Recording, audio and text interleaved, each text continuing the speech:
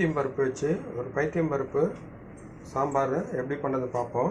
ஒரு பாசி பருப்பு இது அரை கப்பு. ஒரு மணி நேரம் தண்ணியில் ஊற வச்சு எடுத்துக்கோங்க. ஒரு தக்காளி பொடியாக கட் பண்ணிக்கோங்க. தாளிக்கிறதுக்கு கருவேப்பிலை, ஒரு 2 வரமிளகாய் கிள்ளி வச்சுக்கோங்க.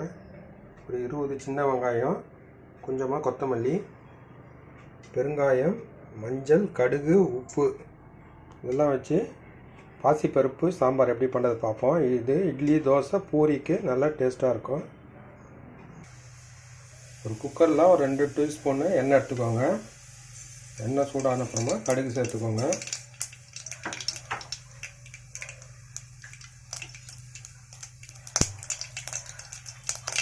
சின்ன வெங்காயம் சேர்த்துக்கோங்க.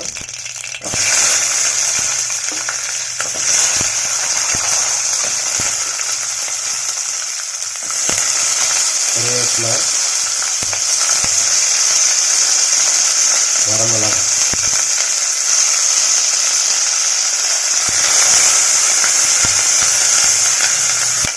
தக்காளி சேர்த்துக்கோங்க.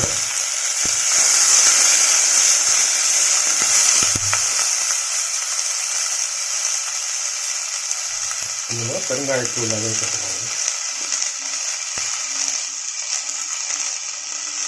ஊற வச்ச பருப்பு பாசி பருப்பு அதையும் சேர்த்துக்கோங்க.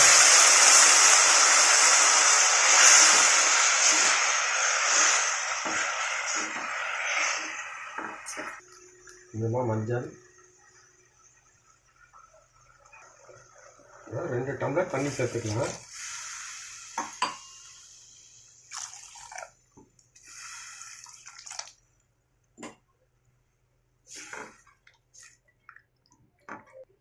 தேவையான அளவு உப்பு சேர்த்துக்கோங்க.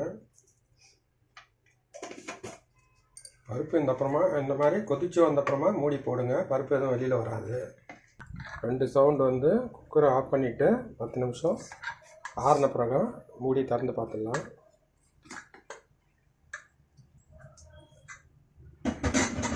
இந்த பருப்பை கடையக்கூடாது, அப்படியே தான் சர்வ் பண்ணணும். இந்த மாதிரி கொத்தமல்லி சேர்த்துருங்க.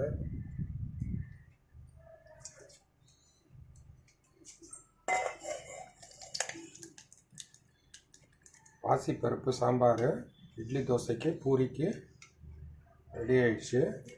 நீங்களே ட்ரை பண்ணி பாருங்கள்.